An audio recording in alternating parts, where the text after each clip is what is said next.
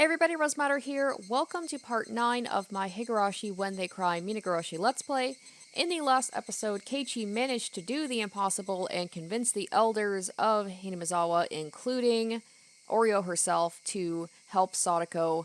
So that's a big win, and I didn't think he was going to be able to do it. But the end of the episode did show that the Child Consultation Center is still hesitant to do anything and to act quickly, so there might be, a big protest back like in the old days with the dam project, and also Watanagashi is coming up very soon, and that's never a good thing.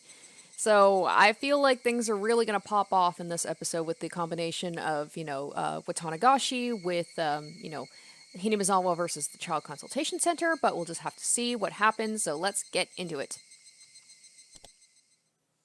拒否ですか?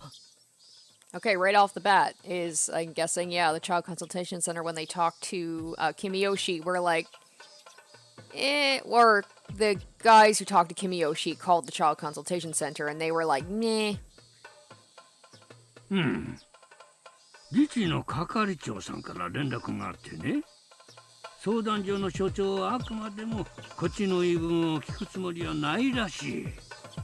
向こうも引き続き内部で調整してくれるみたいだけど、ただこっちは聡子ちゃんを救うのに一刻を争ってるんだからな。そんな悠長なことは言ってられないって言い返してやったよ。The mayor came to the school before noon to explain to us what went down with the officials. We had all gathered in the teacher's office to meet with him. 私は所長さんの顔は見てないんだけど、Hinamizawaの名前を出して強気なことだね。なんでも最近就任した職員らしくて、あまり町会のこととかは知らないらしい。Well, I'm guessing he's gonna be getting a taste of it pretty soon. 住民の一部がごねてるくらいにしか思ってないらしいよ。バカですね。他の町会ならいざ知れず、Hinamizawaを本気で敵に回しますか。かわいそうなのです。こうなりゃもうやるしかない。I love it. They're not even like angry, really. They're just like, oh, we pity this guy because he's gonna regret that. さっき神社で役員と話したんだけど、もう後には引けない。何しろうちの名前を出しちまった以上、そうですかダメですかじゃ引き下がれねえ。私たちは今日もこの後すぐに行くつもりです。町会からも人数を出せないか、これからすぐに調整するよ。これからお嬢さんのところに行って対応を協議する。ダム戦争の時はともかく、何しろ普通の土曜日じゃないですか。Yeah, no throwing bricks and stuff, okay? なかなか人なんて集められないんじゃないですか。ケイちゃん、ここは都会じゃないからね。野良仕事の人の方が多い。曜日なんて基本的に関係ないんだよ。だから土曜日の真っ昼間から準備の人でも大勢集まれるわけよ。I see. I tend to think of adults as people who work at big companies. But this is Hinamizawa. I almost forgot about that. 普通のお役所は土曜日だからお昼で閉まっちゃうけど、相談所は土曜日も午後3時まで空いてるそうだ。だから1時に現地集合にしてもらっていいか？何人集められるかはちょっと約束できねえけどな。何人来てくれても嬉しいです。どうかよろしくお願いします。大人の人が増えるのは私たちには心強いね。そうだな。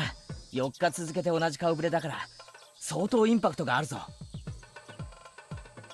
どのくらい集まるかはお寮の号令次第なのです。そうだね。来てくれる人数でバッチャの本気度が測れるだろうね。お母さんが言うほどお寮ばあ様が機嫌がいいなら30人くらいは来るかもです。役員に青年部、妥当な数字でしょ。大人30人に子供が10人ちょっと。昨日よりもずっとそれらしいね。もちろん私も行くからな。覚醒器も持って行っちゃうぞ。おほおじいちゃん必殺の鬼の覚醒器ですね。あれって壊れたんじゃないんですか？それは古い方だよ。機動隊に壊されちゃったけどな。鬼が淵死守同盟の頃の血がうずいてくる。どうやら今年は綿流しの前に別の祭りになりそうだな。相談所め待ってろよ。またさとこちゃんが認めないからの一点張りなのかな。 I'm wondering if we're even going to have Watanagashi in this chapter or this episode. Maybe not. I'm just worried. We haven't seen Satoko in a while. I just hope she's okay. I just hope it's not too late. 可能性は高いな。リカちゃんの方はその後どうなんだ？サトコに素直に助けを求めるよう説得はできたのか？ I just want to make sure she's still alive. 僕なりの精一杯は言ったつもりです。あとはさとこ次第としか言いようがないです。 Because that would just be a very, very Higurashi thing is everyone is all, riled up and they're all on the same side and they're ready to work together and then they just pull the rug out from under you and be like, yeah, she's already dead. This is such a horrible way for me to think, but I'm just I just can't help but wait for the other shoe to drop, you know? さとこも早く変な意地を捨ててくれればいいのに。おねえ、捨てていい意地と捨てちゃいけない意地があります。私はさとこの気持ちがわかりますよ。あ、ごめん。そういう意味で言ったんじゃない And の。 it is still so weird to see Shion stick up for Satoko so hard. I'm for it though. さとこちゃんは内心誰の助けもいらないと思ってるかもしれない。でもあの表情を見て助けを呼んでいるように見えないなら。そうだな。確かにサトコが助けを求めてくれれば一番話は早い。でもそれを待ってたら大変なことになっちまうんだよ。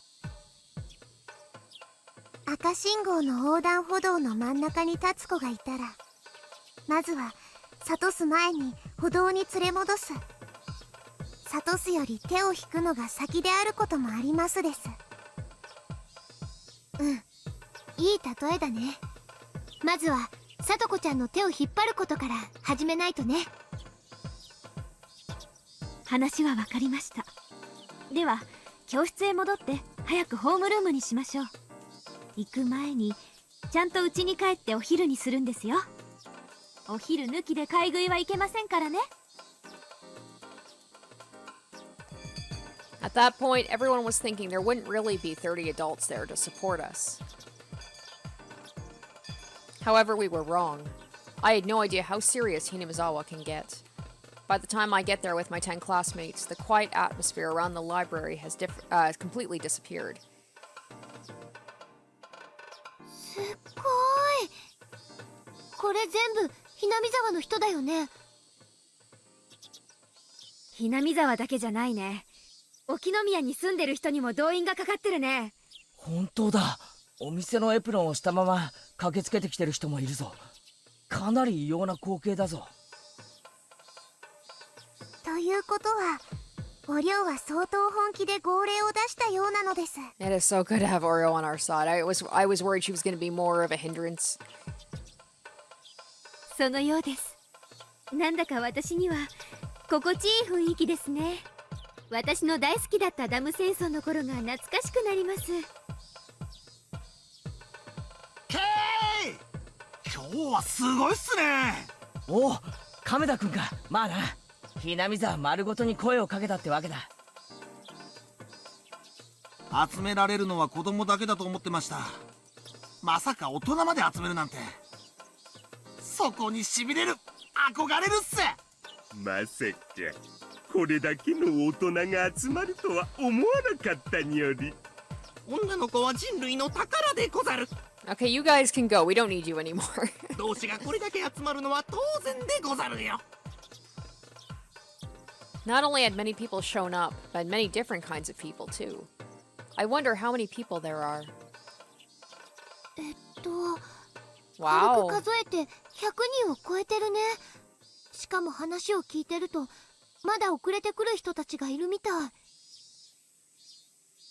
前原さん、遅れて申し訳ありません。すごい人数じゃないですか。やはり鬼ヶ淵の人たちが集まるとすごい規模になりますね。話は聞いてたけど、あなたって本当にすごいのね。いよいよもってダム戦争の頃を彷彿させるよ。しかしこれだけの人数をまとめたなんて、圭一君はすごいね。ひなみ沢の顔役だね。圭一君、ああ、結構集まったね。村長さん、一体何人に声をかけたんです？人数なんか知らないよ。教会の連絡網で獅子同盟の緊急集合をかけただけさ。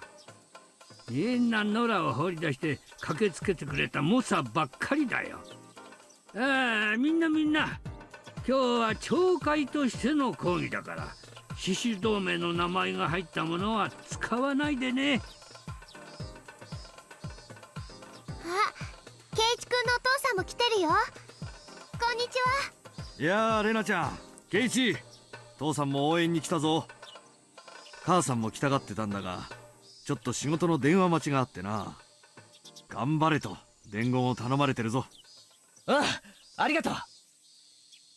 しかしお父さんもダム戦争の頃の話は一応聞いてたんだが、すごいな。圭一はこの人数の代表なんだろ。うん、最初はほんの5人程度の代表だったつもりなのに、でもこうなっちまったら100人率いるのも1000人率いるのも同じさ。仲間を救うために最善を尽くす。圭一、いよいよ正念場なのです。 I wanna believe this is it. I wanna だな。 believe. 兵力十分、気合もたっぷりだ。相談所の連中、さっきからカーテンの隙間から何度もこっちを伺ってるぜ。 It's like Rika says, there's not gonna be any better timeline. Like, this is it. This has gotta be it. きっとビビってやがる頃だぞ。所長、なんだかすごい人数ですね。どうしましょう。どうするもこうするもない。粛々と事務を進めるしかないでしょう。陳情があれば聞くのは窓 Once 口の again, 仕事です。 I can see both sides of the picture as well. You know, it's like they gotta go based on what they think is the most urgent cases, and unfortunately, they don't see just how bad it is for Satoko. But they've gotta, you know, for good and for bad, you know, they gotta like do it by the books. You don't want to give special treatment just because somebody has, you know, more connections than other 私は people. ちょっとこの後出張があるので係長の方で対応してください。ですが、表では所長は直談判に応じろなんてプラカードを掲げてますよ。ほら。That banner was the same one that Onagafuchi Guardians had used in the past. They brought along as many banners as they could reuse. This one said the head of the office, but originally it meant the head of the construction office. Of course, the head of the Child Consultation Center didn't know about that. 所長は先日代表3人と話をしてますよね。自治の話によると、ひなみ沢の連中は顔を覚えるのが早いそうです。所長が駐車場に行くまでの間に面が割られちゃいます。係長、裏の職員追用口のとこにも何人か張り込んでるみたいっす。 What do you mean? Are they going to kidnap me or something? ダム戦争の当時は流血沙汰が当たり前だったそうですから、もし所長の出張も日を改められるものなら今日は控えた方がよろしいんじゃないかと。I guess that would be for the best. It's not an emergency, so I'll just stay here for today. In the next moment, the crackling noise of a speaker echoed outside. Testing, testing, 1 2 1 2. Can you hear me? This is the Hinamizawa Town Council. We're sorry for causing trouble in our neighborhood. Testing, testing. They were adjusting the output of the speakers. A few trucks carrying those speakers were parked outside. The head of the consultation center finally realized in that moment what it really meant to fight against the village of Hinamizawa. すごい人数です。なんだかもうじき入ってきそうな勢いですね。If they come inside, they'll disturb our work. Don't let them in. It was half an hour past the appointed assembly time. The mayor told me there were still a few more people on their way. Even more people are going to show up? Rena counted up all the people here already and found there were more than 150 of them. I really doubt we can get this many to come back by Monday afternoon. Hopefully we can finish this today. よし、ケイチ君。このくらいで行こう。The mayor gave me the green light. He wanted us to chant our slogan in chorus before going inside. It really was like a real protest. でもみーちゃん、こんな大勢であの狭い建物の中に全員入れるのかなもちろん全員は無理だよ。中に入れる人と溢れちゃう人に分かれちゃう。だから中に入る前に全員でシュプレヒをあげるわけ。おねえ、今日は物を蹴ったり壊したりは厳禁ですよ。Oh, Shion, you're one to talk. しないよ、私はそんなこと。あんたが私の時にやった悪行のせいで私は迷惑してるんだから。おや、あれは大石さんじゃないですか？ I didn't expect to see him here. Also, Akasaka still has to come back, doesn't he? He said he was going to be back for Watanagashi. He better be coming back. Of course, he's my mahjong friend. He came here to support me, even though he's not from Hinamizawa. I hope he's not here to break things up. どうもどうも。大石さん、ちょうどいいところでした。これから中に入ろうというところだったんです。Oishi was accompanied by a few of his own men. I'm guessing he's he's probably not going to let them do that. He brought along 4 police officers in uniform. I'm hoping he's on our side, but... 前原さん、ちょっと急ぎのお話が。君吉の村長さんも、どうもどうも。こりゃ大石さんじゃないですか。おや、どうしたんです？ちょっとお二方に大至急のお話がありまして、ちょっとよろしいですかね。ここではなんですので、もうちょいあちらの方へお願いします。どうしてですか？ですね、早い話がここはお役所の敷地内です。特定の目的で専用することは禁じられてます。I was really taken aback. I thought we were just getting started, but Oichi-san, and by that I mean the police, are telling me to break up the crowd. どういうこっちゃ。役所は住民の声を聞かんって言うんですか？そうです。俺たちは別に悪いことをしようってわけじゃない。里子をすぐに助けてもらいたいと訴えに来ただけですよ。それがどうしていけないんですか？この敷地内での無届け集会がまずアウト。それから鹿骨市児童相談所施行条例という条例があり、施設長は業務の支障になると認定した場合。施設長って誰です？まあ早い話が児童相談所の所長さんですが。Oh, he is making an enemy of Hinamizawa. 汚ねえ！話も一切聞かないつもりかよ。じゃあ俺たちはどう訴えればいいんですか？ I'm just hoping, I mean, they seem like they're doing things by the book. I'm hoping that they're not going to punish Satoko and, make her even less of a priority, just, out of spite. 敷地からの退去ってんだから、ここから出て、そこの歩道からならいいわけですか？公道での集会なら、県の公安委員会に届け出を出してください。詳しくはお近くの警察署へお願いいたします。つまり、今日は解散せざるを得ないってことなんですよ。まあ、前原さん、相当向こうに嫌われちゃったということですな。そんなバカな！こんなことってない！せっかくこれだけの人が里子を救えと結集してくれたのに、それを伝えることもできないなんて！ My friends soon all came running over. Oishi-san explained the situation to them, and they reacted exactly the same way I did. そんな、こんなのってひどすぎです。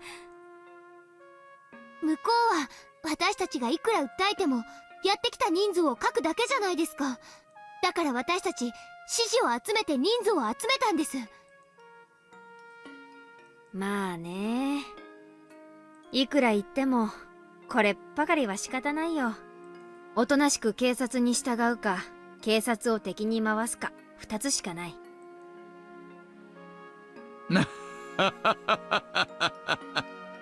もうダム戦争は終わってます。戦争ごっこはご勘弁願いたいですな。くそ、じゃあどうするんだよ。おとなしく解散してまた出直すか。出直しても多分同じだよ。また同じことになる。所長はもう私たちには一切会う気がないんだよ。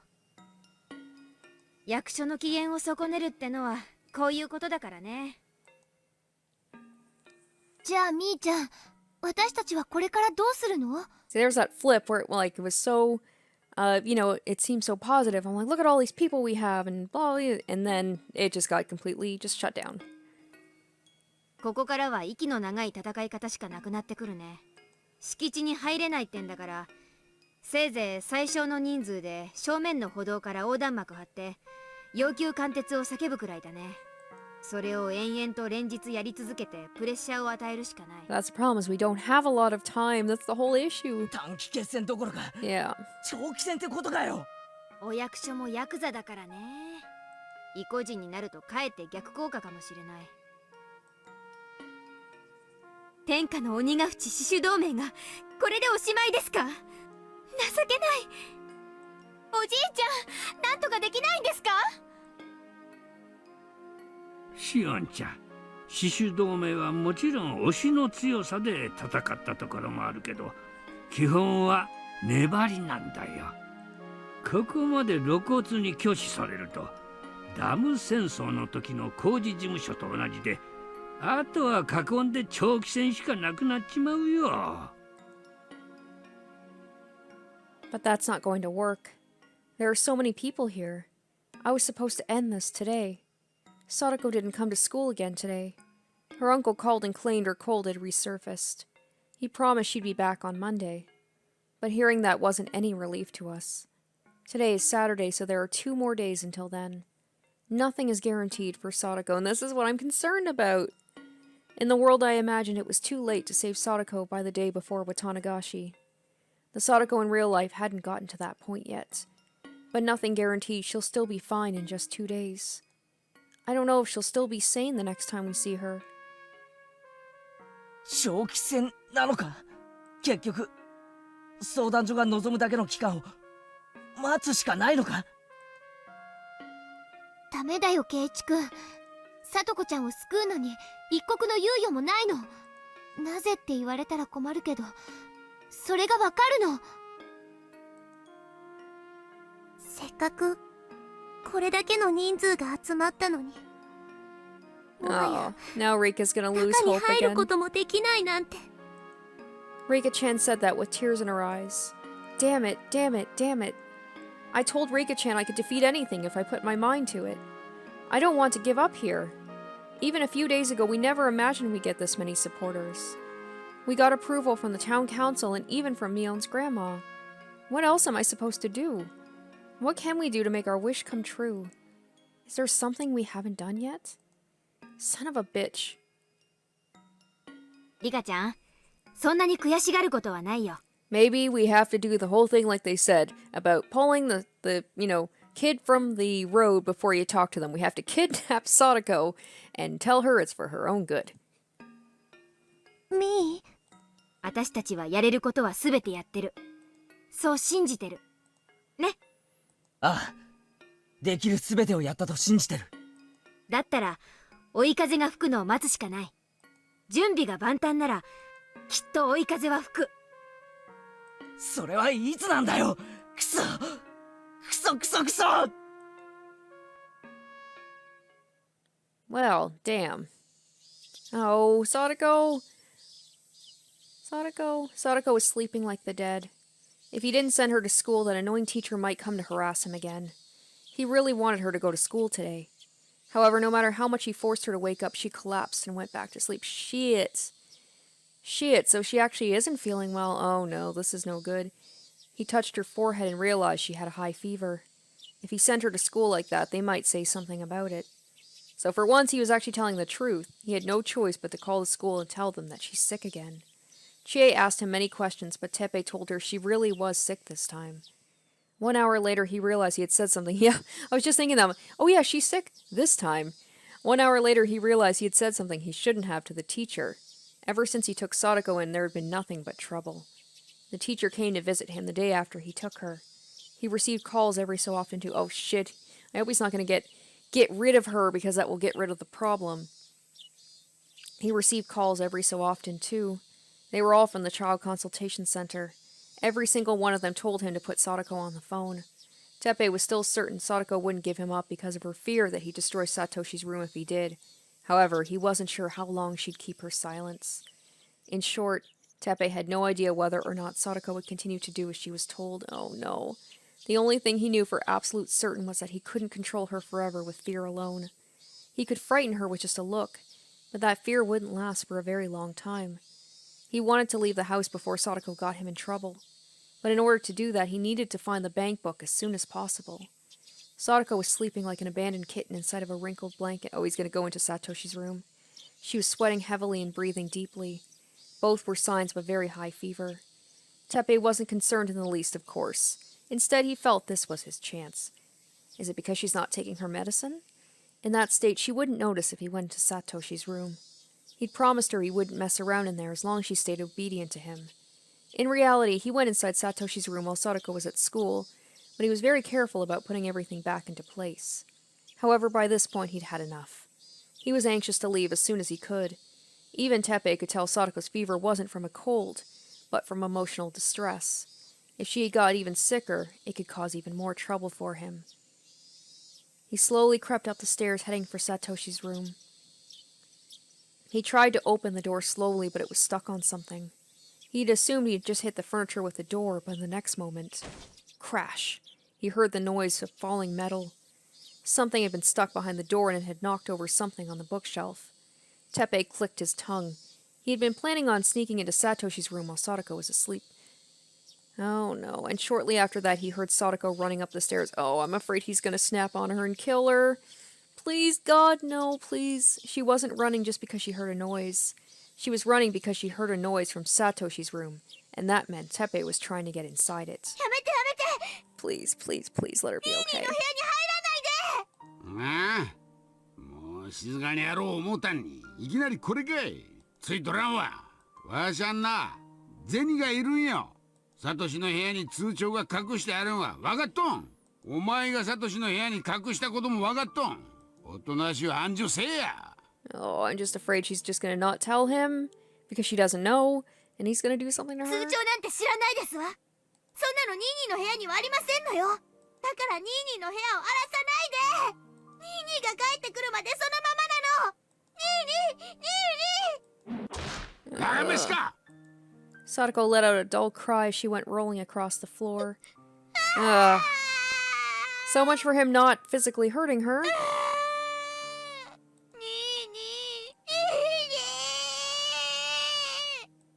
Satoko's screams echoed around the room.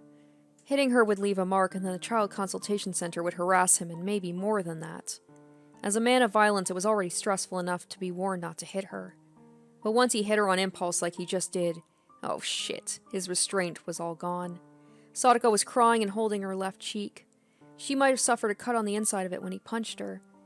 She had bloody drool trickling out of a corner of her mouth. Oh. やってもうたん。また来週来るっつっとったな、相談所。来た時に流れたら面倒なことになるの。ああ。Oh, I wonder if he's just gonna be like, either he can just leave, or he's just gonna be like, I'm just gonna take her out. まあ、ざったや。 Oh, please God. にーとやっかましい。踊りゃ他に言えんのか。黙らんか。 Oh no, Teppei kicked her and she curled up on the floor. Ever since Rina had abandoned him, nothing good had happened at all. All he got was a whiny little girl. All she can do is cook and clean. Other than that, she just acts scared all the time. So once Satoko started crying like an infant, Teppei also lost his mind. 黙れっちゅうとんがわからんか。誰っちゅうとん。No, no, no, no, no, no. くそ Oh くそくそ no. くそ大石さん、あんたにも人の心があるならどうか今日だけ目をつぶってください。こうしてる間にも聡子の身に危険が迫ってるかもしれないってのに。おっと、私に指一本でも触れると執行妨害で現行犯逮捕しますよ。くそー。やめなよケイちゃん、挑発に乗っちゃダメだよ。大石のおじさま、そんな態度だときっと長生きできませんよ。そりゃ怖い。言葉をもうちょい選ばないとあなたの場合は恐喝の現行犯になりますよ。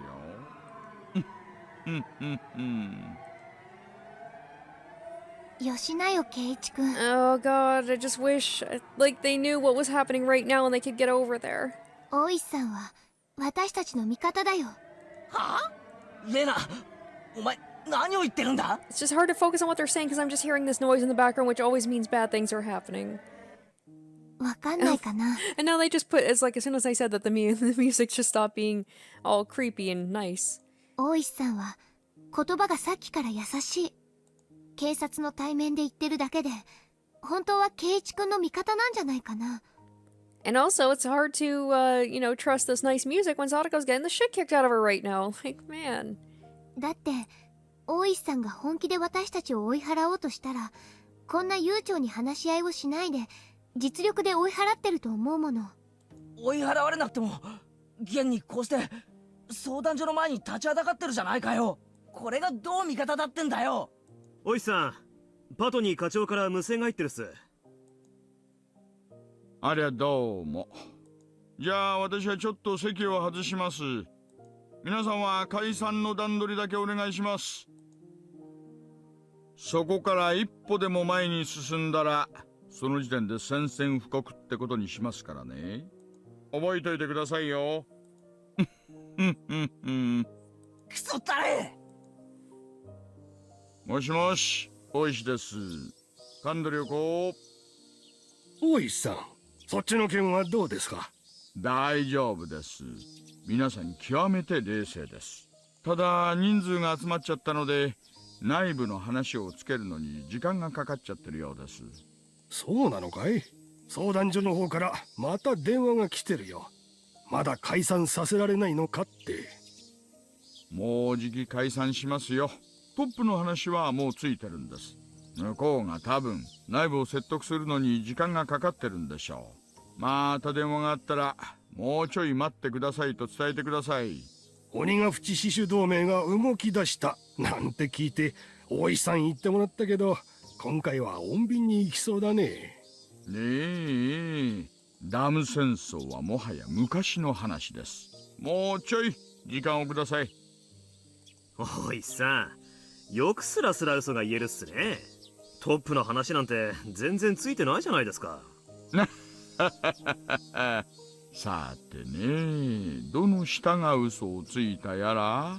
所長からすぐに解散させないと暴動に発展する可能性があると脅されてますし、やはり増援を頼んで向こうがこれ以上体制を整える前に攻撃した方がよろしいんじゃないですか？クマちゃん、そう意地悪しなさんなよ。は？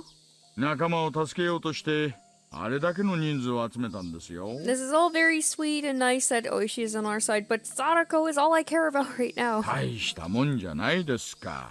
懲戒を動かしたってことは園崎お涼を解き伏せたってことだ。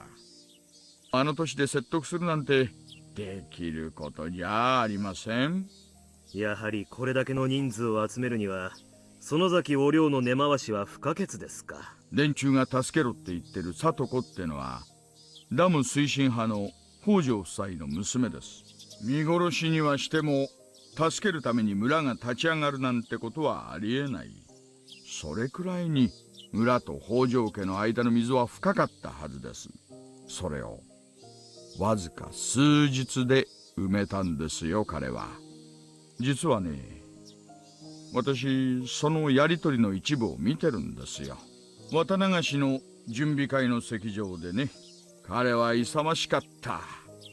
村の年寄り連中から総攻撃を食らっても全然ひるみやしない。見事年寄り連中を説得した。そしてお寮も説得できたら協力するという難問をふっかけられた。で今日があるんだから園崎本家まで納得させちゃったわけだ。ありゃ将来は大物だよ。くまちゃんは今から前原さんと仲良くしといた方がいいかもしれませんよ。じゃあやはり大石さん手加減してましたね。普段なら強引にやるはずなのに話し合いなんて生ぬるいことを始めるから驚いてたとこです。前原さんに今日はちょいと花を持たせようと思ってます。Oishi said something he shouldn't say as a policeman. Kumagai had to struggle to understand what he meant. Giving Oishi a thin smile, he asked him a question. 解散したってことにして引き上げますか？そこまでサービスすることはないです。それにね、前原さんたちもクマちゃんも鬼ヶ淵の連中をまだまだ分かってない。こんな程度ね、すぐに破られちゃいますよ。まあ見ててください。破られるまで待とうってことですね。憎まれるばかりで相変わらず感謝されない役ですね。クマちゃんも一本吸います？ Kumagai accepted the offer, taking a cigarette from Oishi's hand.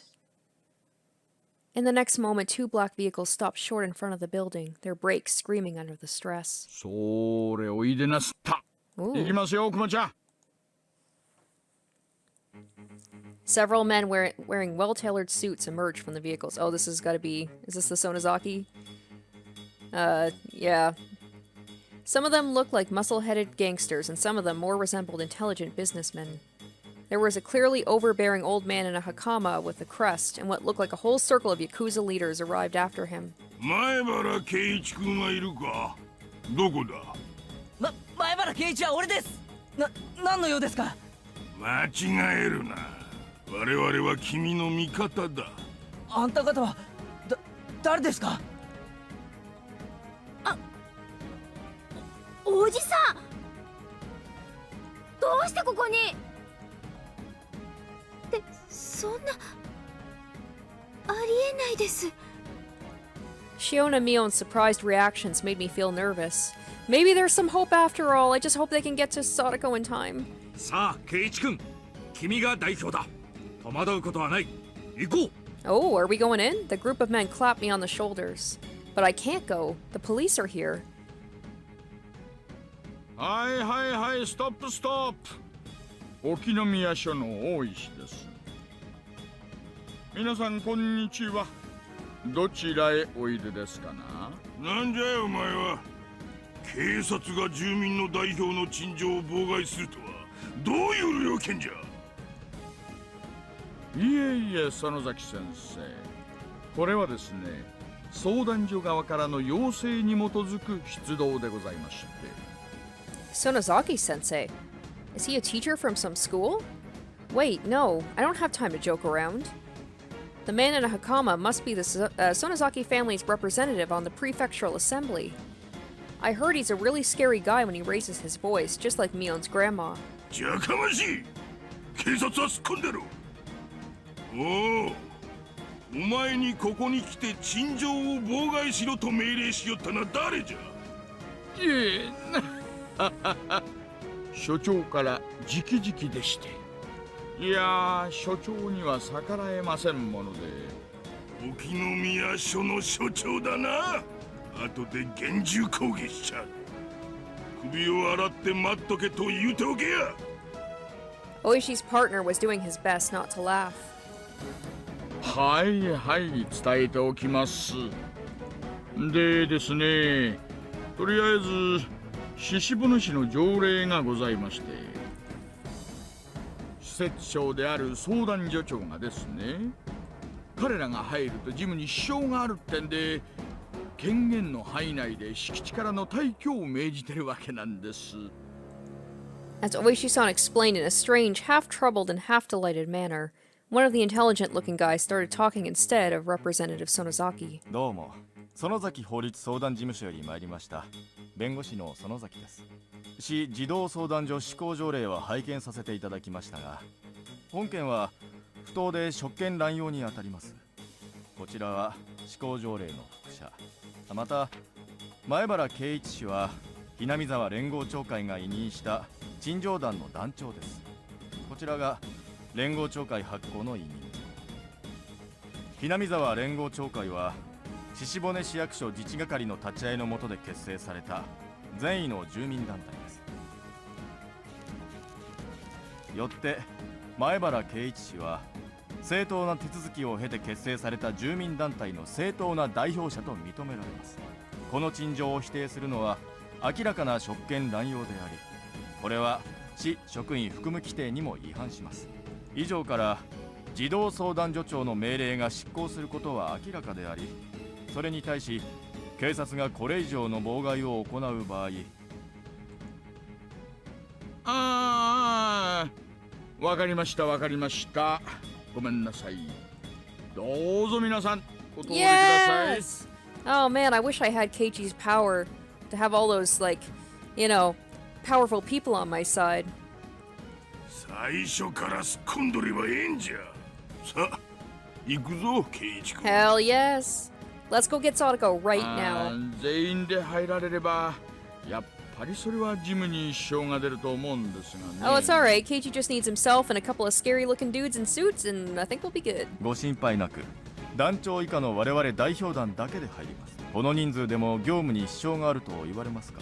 相談所内の待合ロビーにはソファーが4機あり、10人程度の訪問者は十分に想定の範囲内で。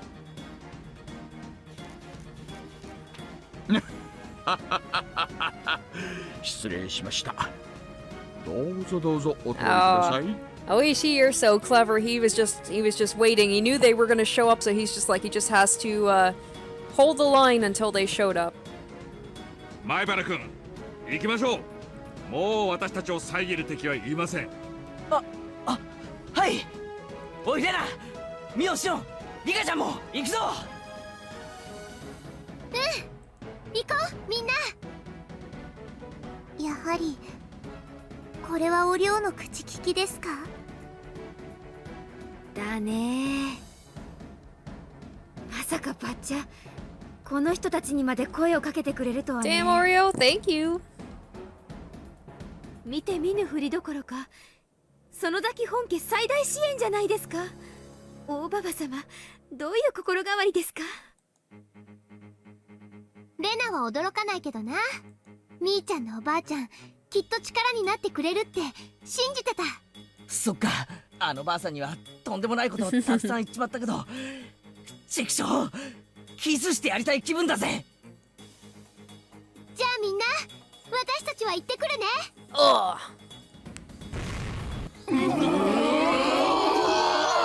I know I titled the last episode The Final Boss, but this feels like the final boss. The crowd cheers. The main event is about to begin.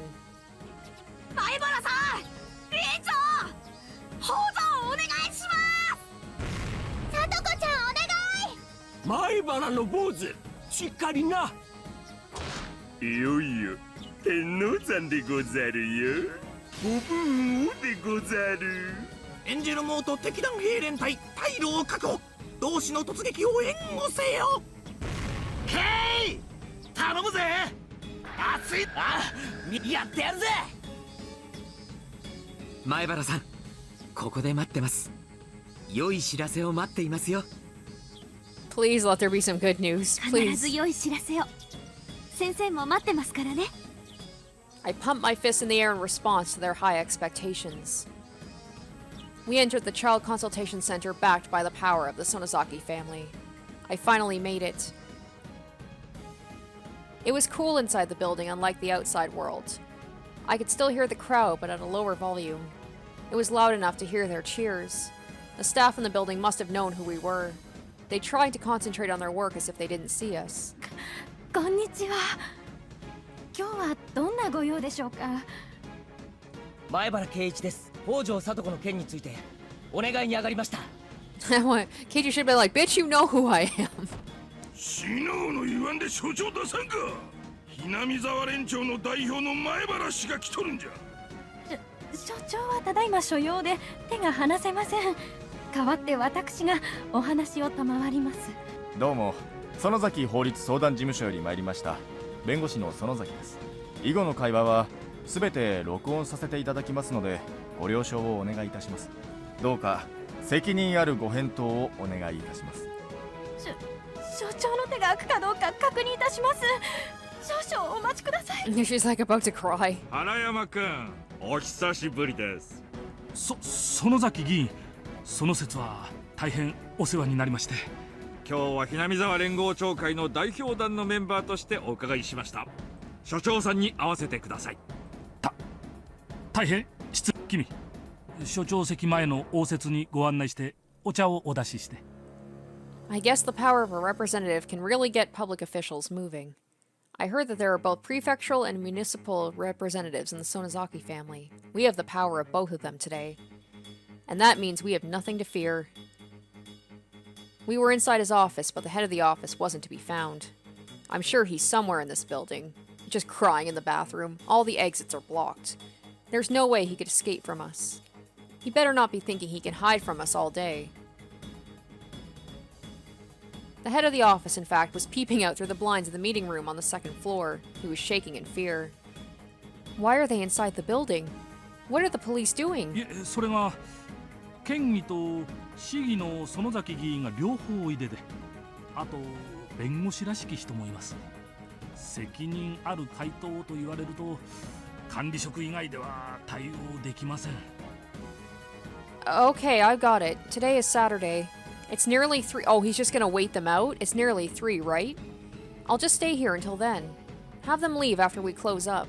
Meanwhile, I'll talk with the municipal manager about what to do next. 自治の係長からは折れといた方がいいってご助言いただきませんでしたっけ？町会って言うからもっと近所のおっさんなんかが来ると思ってたのに。Well, they warned him. They tried to warn him. なんで議員が来るわ、弁護士が来るわ、ヤクザは来るわ、人が200人も集まってくるわけですか。それがそのひなみ沢ですから。Anyway, the office is closing in 10 minutes. I'm sure they'll threaten me if I meet with them, but I'm not going to concede. That's my duty as a civil servant. I've been working for the government for 40 years, and I'm not ashamed to boast about that. I'll never compromise just because some gangster threatens me. In the next moment, the phone in the conference room rang loudly. The head of the office nearly jumped out of his skin. Scared even of the phone, he told the manager to tell whoever it was he wasn't there. はい、原山です。どうも。変わります。所長、自治です。Hello? I'm in deep trouble. There are about 200 people surrounding the consultation center right now. They even have representatives on their side. Oh, what should I do? だから私 Yep. 申し上げましたよね、所長。But it's your job as municipal government to control trouble within the town councils. Do something about this. It's your sworn duty to take care of this. いや、別に自治はそういう係じゃありませんよ。いや、自治の仕事は地域コミュニティの活性化と行政との連帯を。I don't care. Can't you do something about this? そうなったら向こうの言い分に情報するしかないんですよ。Yes! Come on, let's go get her. 建前はこの際引っ込めた方がいいです。私どもも住民あっての行政なんですから。ね、所長さん。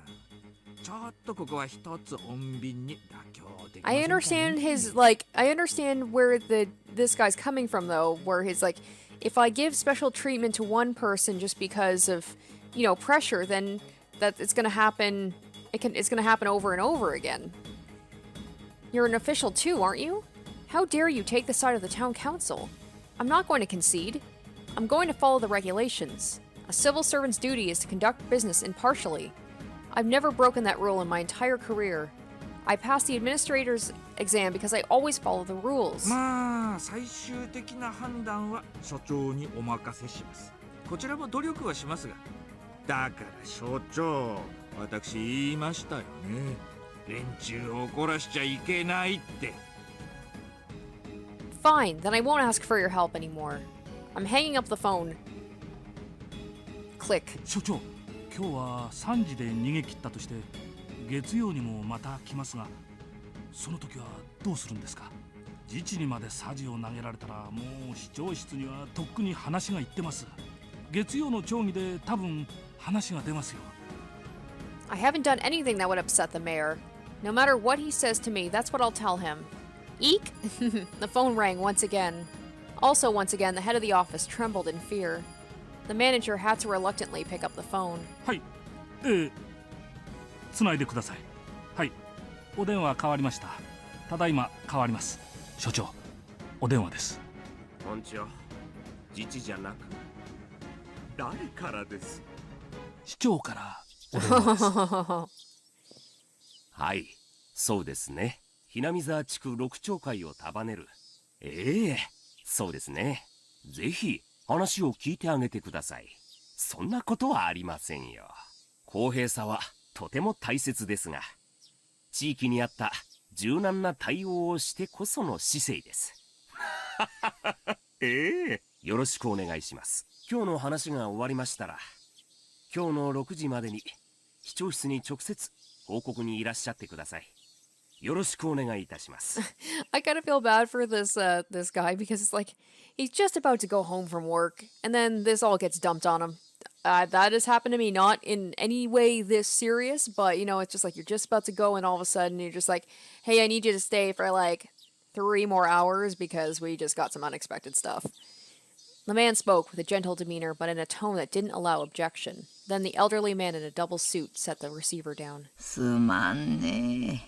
えろう助かったんよ。Oreo was sitting on the couch in the reception area. Akane was there with her too. とんでもない。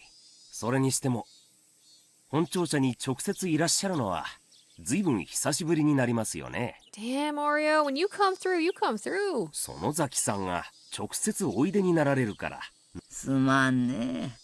ものを頼むんかいね。直接来んとな、礼儀悪いと思うたんよ。すまんねえ、ほんま。いえいえ。当方の職員が大変に失礼いたしました。市政が町会の皆さんとの連携で成り立っていることをよく指導しなかった私の不徳が招いた事態です。So he says. However, the mayor couldn't believe that Empress Sonozaki came all the way to see him just to save one little girl. It's a huge deal when Oreo Sonozaki comes directly to his office. It's also unusual for her to do things indirectly to begin with. Rather than leading the charge herself, she was having Keiichi Maibara save Satoko. The mayor understood she was doing this so Keiichi Maibara would get all the credit. Because of that, he was very interested in this young Keiichi Maibara. しかし、聞けば聞くほど関心な若者ですね。友達を助けるために、それだけの運動を起こす情熱と気力は、なかなか今。そうなんよ、そうなんよ。Yay, Oreo. Even after he threatened to kill her, she's just like, I respect that. 大した若い手段ね。あんなのがいてくれたら、わーしゃいつお迎えが来ても、いつでもひなみざを任せられるわ。ババ様、お迎えなんて縁起でもないよ。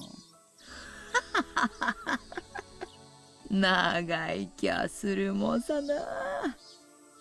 あかね、今後も何かあったら、圭一の面倒見たったれな。あらま、すっかり気に入っちゃって。私が男の子を産まなかったのまだ根に持ってるのかい？ It was now 3 p.m. and I heard the announcement that the center was closing. The head of the office finally showed up in the room. He seemed like a totally different person. When I first met him, he had a cold attitude and responded to questions with blunt answers. But now he was much nicer and agreed with everything we said. I guess the power we held must have intimidated him. If I was alone, I would have never gotten him to listen to me. It's thanks to everyone's support that I'm able to talk to him now. わかりました。本当に申し訳ございませんでした。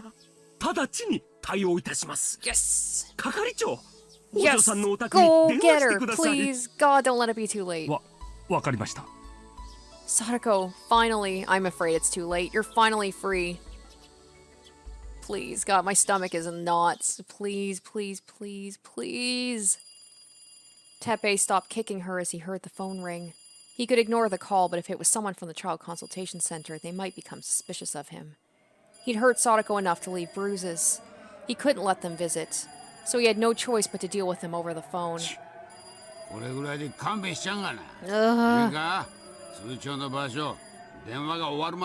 Satoko, run! Run, girl, run, please. All Satoko could do was curl up and cry. もしもし、どちら様？お世話になっております。沖宮の生活相談所でございます。またかいね。あんたとこも暇やんな。うちばっかりかまっちょなんで、他の仕事せえな。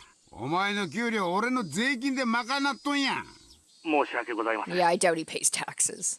これからうちの職員がお邪魔させていただきますが、Oh no. よろしいでしょうか。He's gonna get rid of her, isn't he? よろしいわけない。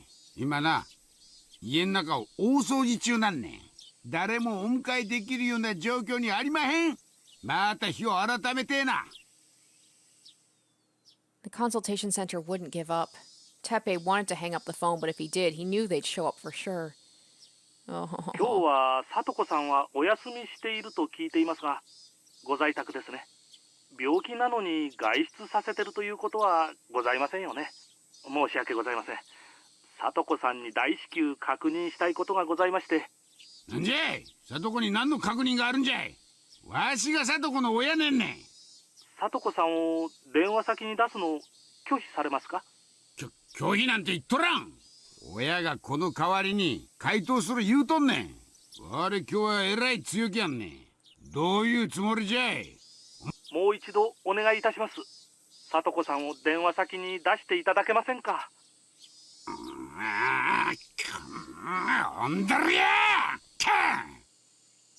？He thought dealing with government officials was a bit like playing whack-a-mole. If you hit them hard enough, they won't show up for a while. But today, whoever was on the phone seemed so proactive and self-assured. Teppei sensed they'd definitely come to the house if he didn't put Satoko on. And if they sounded like that over the phone, if they came to the house, they might be bringing along more than just a couple of people. For all Teppei knew, they might even bring a police officer. If they did, he couldn't turn them away at the entrance. He knew too well just how scary police officers could be. ちょいと待っとれや。風邪で寝とるとこ起こすんねん。時間くれや。He covered the phone with his hand and spoke to Satoko downstairs. おう、聡子よ。相談所の人がな、お話ししたいことあるっちゅうねん。ちょいと電話に出てんか。Even though he had just been beating her, Teppei was addressing Satoko in a sweet, phony voice. Ugh, it just makes me sick. It's just like, I've thankfully never had to deal with that, but it's just, that is the whole thing where it's just, yeah, they just flip their emotions and, you know, hurt you and then, like, ask for forgiveness or, you know, treat you really nicely for a while to make you kind of forget, and then the whole cycle starts again.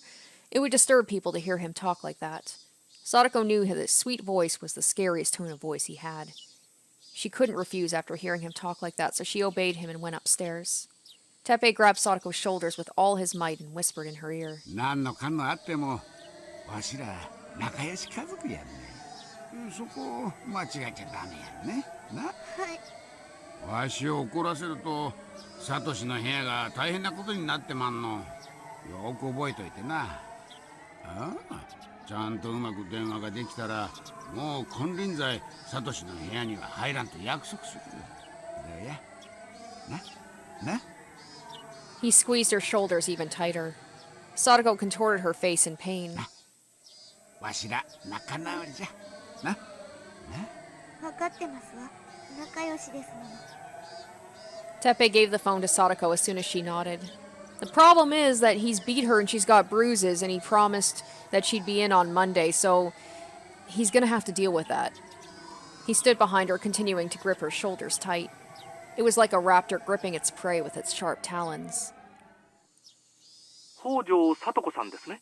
こちらは沖宮の生活相談所の原山と申します。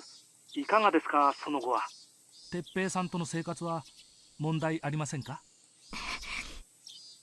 The volume on the phone was low enough Teppei couldn't hear what they were saying. However, he squeezed Satoko's shoulders harder and urged her to say something because her silence could be interpreted as a negative answer. ええ、おじさんとの生活はその後もうまくいっていましたよ。そうですか。問題ありませんか。え？ああ、はいはい。どうもしもし。Oh, Keiichi. 俺だ。ケイチだ。無事か。ええ、無事ですわよ。いいか、サトコ。もう全部決着がつくぞ。児童相談所の所長はお前がうんとうなずけば。Oh, come on, Satoko. Reach your hand out. Reach your hand out. 所長だけじゃないぞ。絞根市の市長もお前の救済に。Maybe if she believes that the whole village is, on her side, maybe she'll change her mind, but I don't know. すげえだろ。Sonozakiが全部手回しをしてくれたんだ。This is where I'm expecting the sadness. Like, they're so close, and she's still gonna refuse them.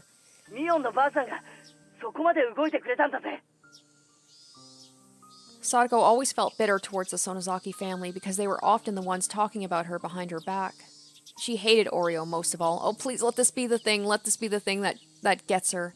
It didn't make sense to her that Oreo would do anything to help her. 確かにダム戦争以降、ひなみ沢に北条家の娘だというだけで、サトコを無視したり、冷たくする奴らがいたのは事実だ。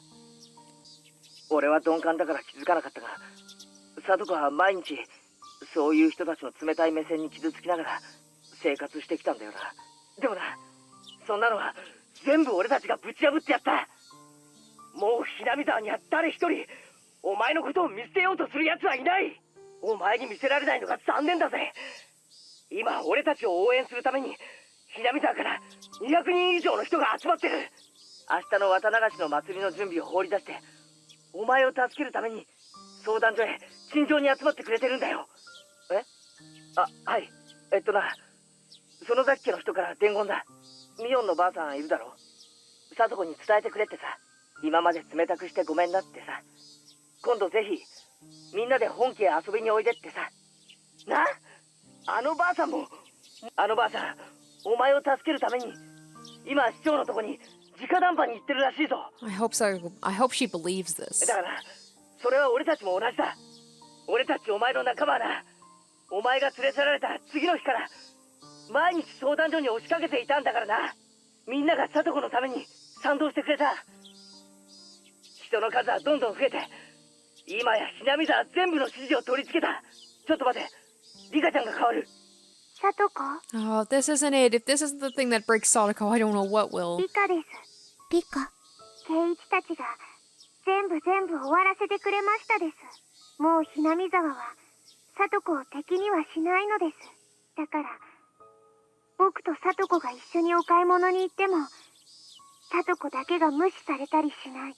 僕だけがおまけをもらえたりはしないのです。サトコに冷たくする人はもういないのです。Satoko wasn't sure if she should feel happy or sad that Rika noticed how badly the villagers were treating her. All she could do was let out a bitter laugh. そんなのって信じられませんですわ。そうね、私も信じられない。リカ？ Satoko was surprised. She was surprised to hear Rika's voice sound so mature over the phone. She almost sounded like a different person. これはどうにもならない運命なんだと。どうやっても助けられない袋小路なんだろうと諦めた。あなたもそうだったはず。でも運命なんてなかった。抜けられない袋小路なんてなかった。どんな壁も金魚すくいの網よりも薄いんだって豪語して。サトコ、もう不幸に屈しなくていい。私たちはもうあなたの鼻先にまで救いの手を伸ばしているの。あなたがうなずくだけでも手が届く。She nods her head, and Rika's like, "Did you actually nod your head? I can't see. You're on the phone." でも私強くならなくちゃいけないんですの。あなたのトラウマ、それを克服しようとするあなたの強さ。あなたはおばのいじめをサトシの背中でやり過ごしてきたことに深い罪の思いをずっと抱いてきた。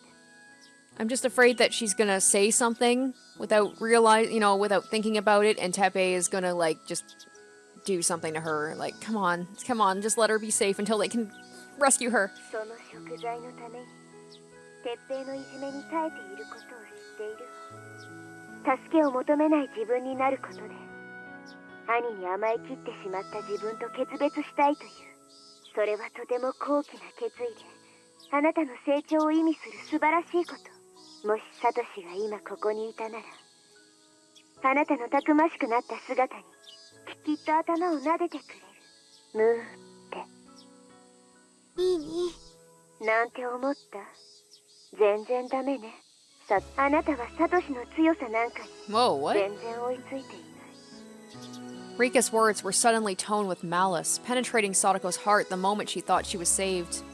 What? あなたは耐えることが強さだと思ってるようだ。Don't lose それ her. が昔とどう違うというの。今のあなたはサトシが帰ってくるまでを耐えているだけ。結局サトシにかばってもらうまでを耐え忍んでいるだけなのよ。あなたはサトシがどれだけの強さを持っていたのか。I still want to learn more about Satoshi. I know he most likely killed his aunt, but like we never really figured out what happened to him. サトシは戦ったの。恐ろしいおばに、あなたを救うために。思い出しなさい。あなたが泣き叫ぶほどに恐れたあのおばに、両手を広げてあなたの前に立ってかばってくれたサトシの姿を。Satoshi was just as scared as Satoko was. All she'd ever seen was her brother's back. She had no idea what kind of expression he was wearing on his face.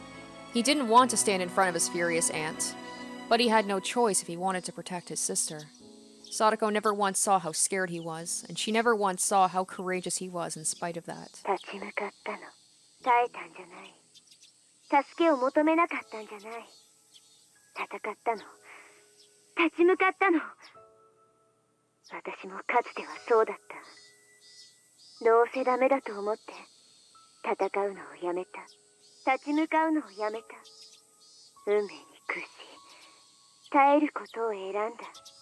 助けを求めたってどうにもならないと思って助けを求めるのもやめてしまった。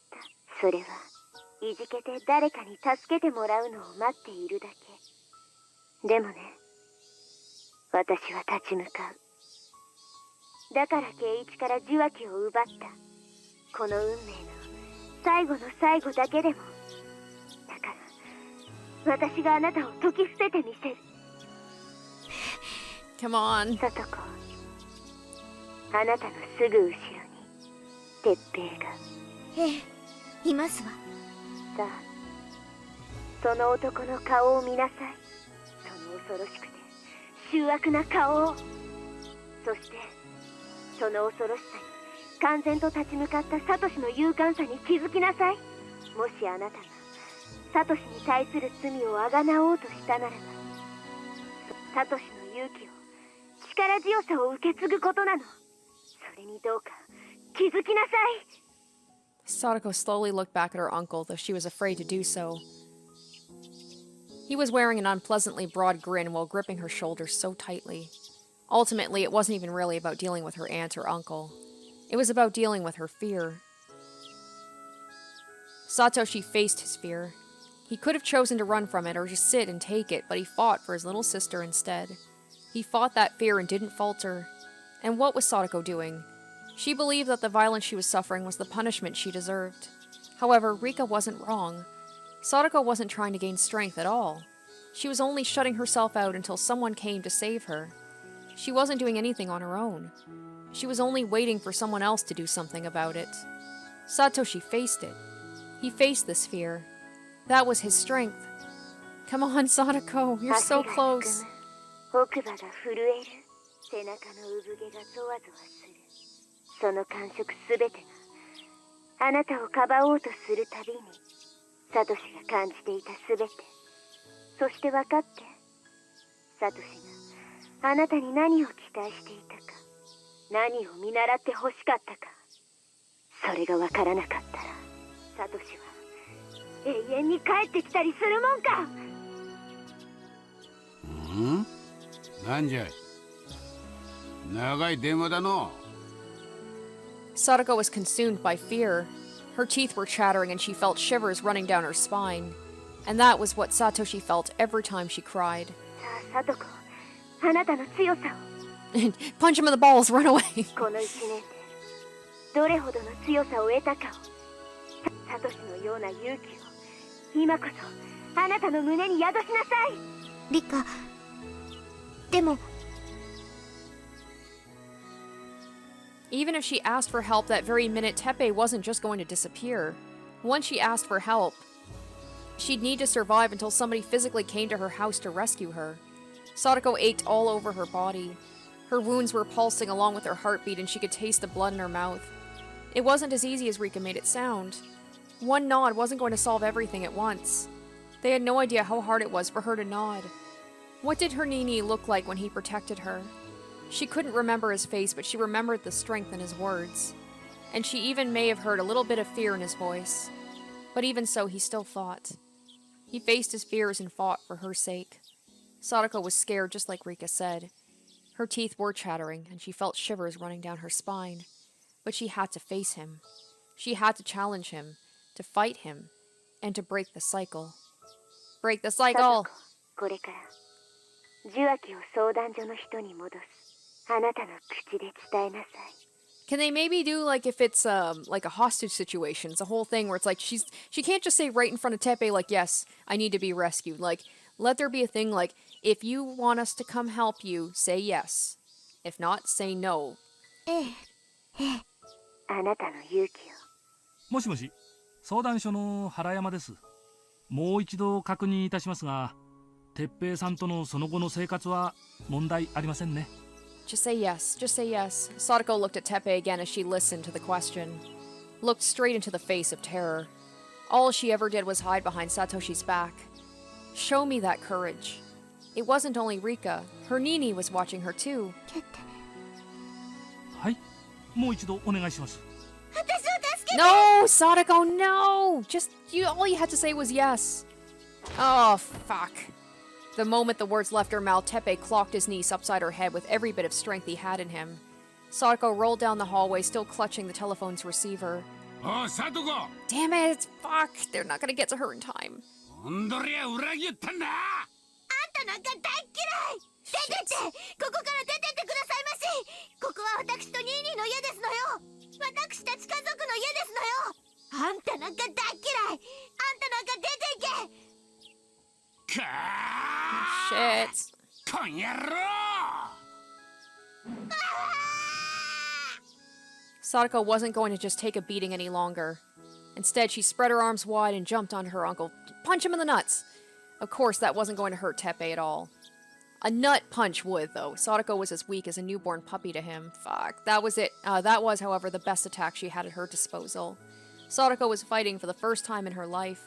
She had decided to stop waiting for somebody to save her. In the end, Satoko was the only one who could save herself. Enduring her uncle's violence had never meant anything at all. She had thought she had learned something from her Nini, but she had been mistaken this whole time. I'm proud of you, Satoko, but at the same time, please just survive. But just as Teppei raised his fist, someone loudly hammered on the front door. Hell yes! Yes, they had someone waiting! Oh, I'm so glad. Yes! Yes! Yes! All they needed was proof. Teppei couldn't help but jump in surprise. It had barely been a minute since Satoko asked for help over the phone. You know that was Oishi. You know he had them set up outside the door. And they have it all like they heard him on the phone because they never hung up the phone. Yes! Yes! Yes! Yes! Oh, fuck yes. どうでしたか? Yes! さとこちゃんは? I didn't think it would turn out so well. さとこちゃんは助けを求めました。これで相談所は動きます。Yes! さとこが危ない。逆上した鉄平がさとこに乱暴するかもしれない。 We had heard a violent noise right after she asked for help. In other words, Satoko had been brave enough to do that in front of her uncle. 早く行かないと。誰か車を回して。 Several of the villagers who came by car started their engines. The crowd had started to realize what was going on. Yes, the whole town is going to be outside her house, and she's going to realize that they truly do care about her. Oh my god, this is amazing. Damn it. We're coming as fast as we can, Satoko. So they didn't even know the cops were there. Oh, Oishi! That's what I was thinking. I'm like, Oishi, he's still here, so I'm like, What? He must have called like some, some cops to set outside her house. ついさっき Yes, 工場家 he, に警官が yes, 突入 yes, しました。 yes. Oh, this is so much better than I could have hoped 貞 for. 子さんに暴行を加える時間なんて与え Oh, ません。 God. どうして？さてど Oh うして my でしょう gosh. ね。 Oishi MVP. とにかく一件落着ならこの集団解散してくださいよ。それじゃひとまずこの場は失礼します。それでは良いお年を。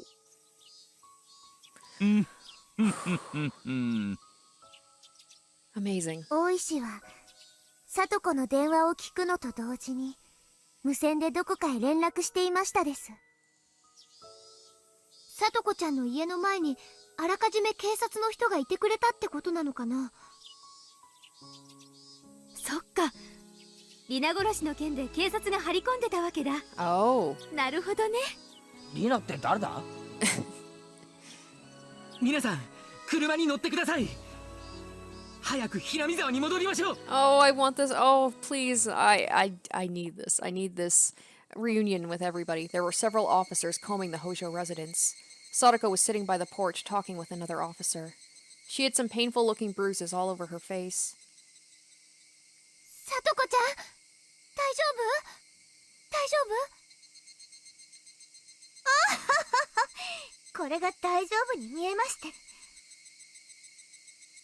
監督、聡子を見てあげてください。とにかく診療所に運びましょう。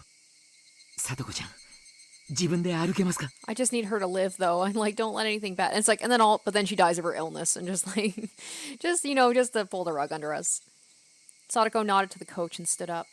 It looked painful for her, but even so, I felt relieved to see her better than I expected. Like, she's got the fire back in her. That's what we want, right?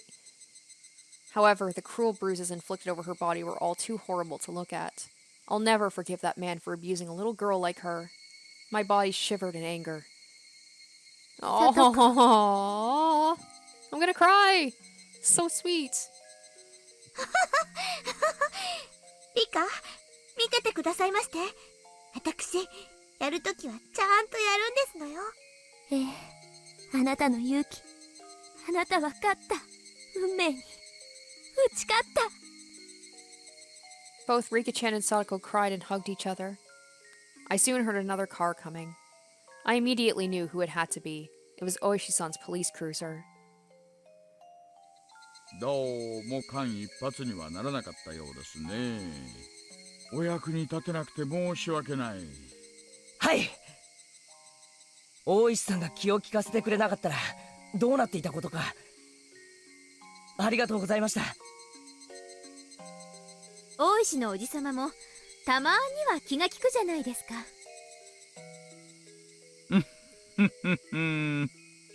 それで聡子さんの容体はどんな感じですか？監督が見てくれています。何でもなければいいんですけど。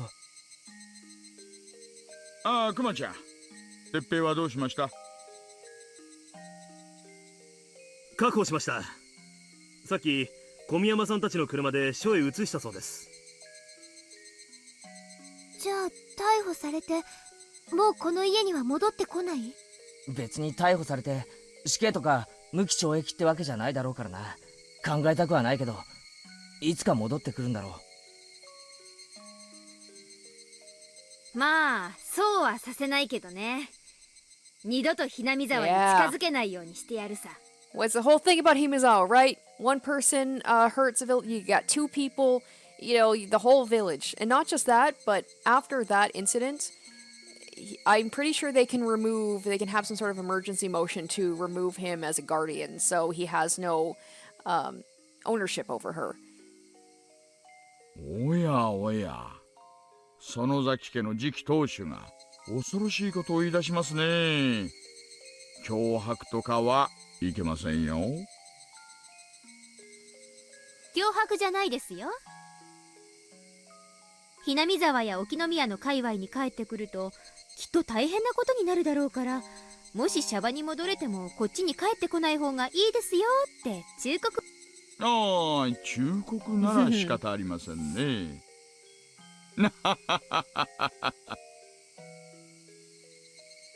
これでさとこちゃんは本当に救われたの？ And now we have to deal after this, now that the whole Satoko thing hopefully has been wrapped up and is good. Now we have to deal with Rika and her. Because, yeah, Watanagashi hasn't even happened yet. This is crazy. I'm 9 episodes into this, and it hasn't happened yet. Watanagashi hasn't happened. 全部？さてね、急は要さないけど、まだまだ色々と戦いは。鉄平の神剣が喪失すれば、新しい後見人を定めなくちゃならない。Oreo! さとこの権利関係とか。Right? How amazing would that be? What a end that would be to, like, the whole thing with the Hojos and the Sonozakis is if Oreo takes in, you know, the last remaining daughter as her own. でもそれは大丈夫。That's a little bit too much to expect, but that would be very cool. バッチャが腰を上げてくれた以上、Yeah. 園崎本家がバックアップするよ。さとこの不利になるようなことには絶対ならない。さとこは診療所へ行きましたです。でも入江の話では思ったより傷は浅いそうなのです。そうか、それはよかった。さとこちゃんは明日にはもう退院できるのかな？さすがに退院しても全て元通りってことはないだろうね。違いますですよ、みー。明日は Yeah. 綿流しのお They 祭 said り we なの haven't です。 even done that yet. Hopefully Rika will survive. なんだか大変な1週間だった気がするけど、もし綿流しのお祭りを全員で迎えられたなら、それって結局ハッピーエンドってことじゃないですか？ It just makes me think of this is such a difference than the chapter with Satoko and her uncle where did she go to the festival? Yeah, I think she went to the festival, but she was just miserable the whole time. And then she left early. Now, hopefully, she'll be more positive about it. If she can go. 私たちが取り戻したかった世界をようやく取り戻せた証なの。そうだね。さとこだってケイちゃんの叩き売りはきっと見たいと思うよ。すっかり忘れていたけど、今頃プレッシャーが。さとこは絶対に来ますですよ。Yay! Let's just have this happiness for a little while before the inevitable sadness is probably gonna happen. Before I knew it, lots of people from the village had joined us. They were the same people who came to the Child Consultation Center to support us.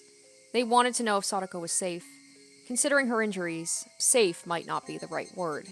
However, she's free from the curse of her uncle now. Her emotional scars will slowly heal. We'll be there for her as her friends. No, it wasn't just us anymore. The whole village is going to be there for her. The ghost of the damn conflict won't haunt Satoko any longer. It was a very long week. In this one week, we united, we fought, we overcame, and we won. It wasn't an easy victory. However, the price we paid was more than worth it. Tomorrow is the Watanagashi Festival, the biggest festival in the village.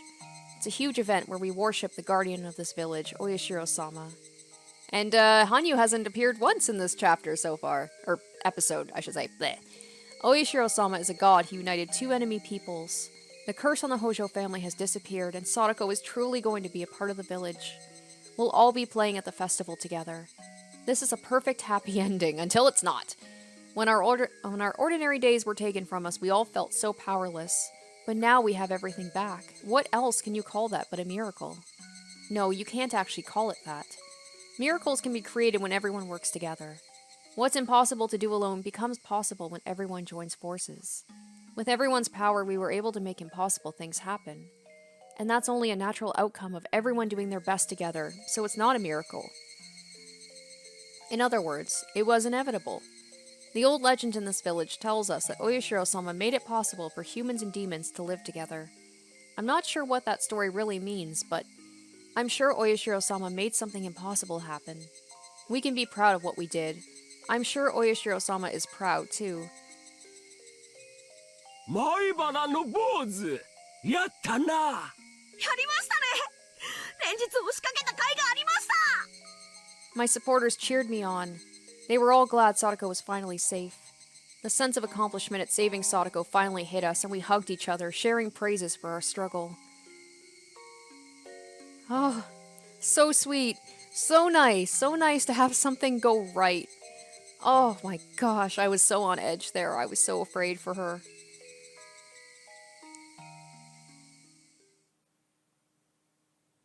Oh, the more she got hurt, the more her heart became timid, the deeper her sadness became, the less she could enjoy happiness.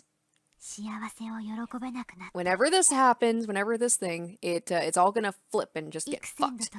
The same time, the same world has repeated 1,000 times. The girl who had forgotten how to smile locked her heart away and isolated herself. When she noticed a light coming through a gap, she raised her head. Did Pandora's hope ever really exist? With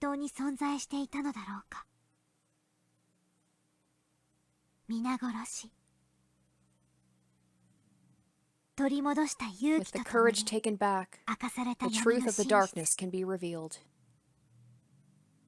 The future she had given up on was now right in front of her eyes. Well, even that seems a lot more hopeful than the previous ones have been, so dare I become, hopeful that this might be the one where we get the happy ending? Alright guys, that will do it. What an amazing, amazing episode that was. It was so tense. I honestly didn't know if Satoko was going to make it through, but she did. Just the whole thing with just the town coming together and supporting her, and she doesn't feel like she's an outcast anymore, and it seems like things are going to go well for her. I'm hoping. So, I couldn't ask for a better end to that episode. So, it does look like we're going to be finally getting into Watanagashi in the next episode, and that's always when things kind of just get absolutely crazy. So I am really hoping we saved Satoko. Let's hope we can save Rika too. Thank you guys so much for watching. I hope you enjoyed this one as much as I did, and I hope to catch you in the next one. Bye. Special shout out to my top tier patrons: Namara Kito, Sparky, iCognito, Simon Rax, Mad Goldsmith, Harry Gazif, and Asborn Kennedy.